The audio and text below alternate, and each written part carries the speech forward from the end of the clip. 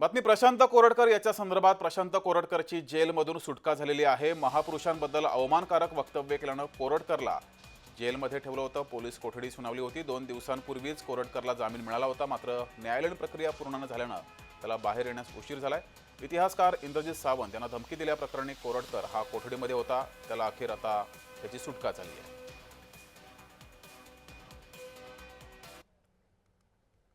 मधून बाहेर पडतानाही पोलिसांनी अतिशय काटेकोर पोलीस बंदोबस्त केला आणि प्रसार माध्यमांना गुंगारा देत जेलच्या आतमध्ये खाजगी वाहन नेलं. त्या खाजगी वाहनाला काळ्या फिल्मा होत्या. याबद्दल तक्रार करणार आहे आपल्यावर आहे दिलीप देसाई, सामाजिक कार्यकर्ते. काय सांगाल की काळे फिल्म होते आणि जेलच्या आवारात ही गाडी गेली कशी? हे पहा, कायद्यानं सर्वांना समान आहे. महाराष्ट्र शासनानं एक परिपत्रक काढलंय. या परिपत्रकामध्ये कोणत्याही वाहनाला डार्क कलरची फिल्म लावता येत नाही. त्याचं कारण अनेक आहेत, की अनेक अतिरेकी म्हणा किंवा एक फरारी आरोपी हे फिरतात, त्यामुळे पोलिसांना हे आवश्यक आहे. परंतु काय झालं, आज सर्वांदेखत पोलिसांच्या देखत आज एक खाजगी प्रायव्हेट गाडी ही जेल प्रशासनाच्या आवारामध्ये फिल्मिंग लावलेली गाडी आत गेली. मग त्या गाडीमध्ये कोण होतं? त्याचा मालक कोण आहे?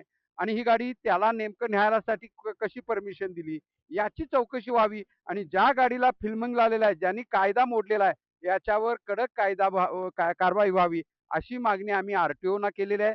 पोलीस अधीक्षकांनाही केलेली आहे. त्यामुळे कारवाई झालीच पाहिजे. जेल प्रशासनानं जेलच्या आवारामध्ये ही गाडी आलीच कशी याचीही चौकशी व्हावी अशी मागणी दिलीप देसाईंनी केली. अमरसिंह पाटील, जय महाराष्ट्र, कोल्हापूर.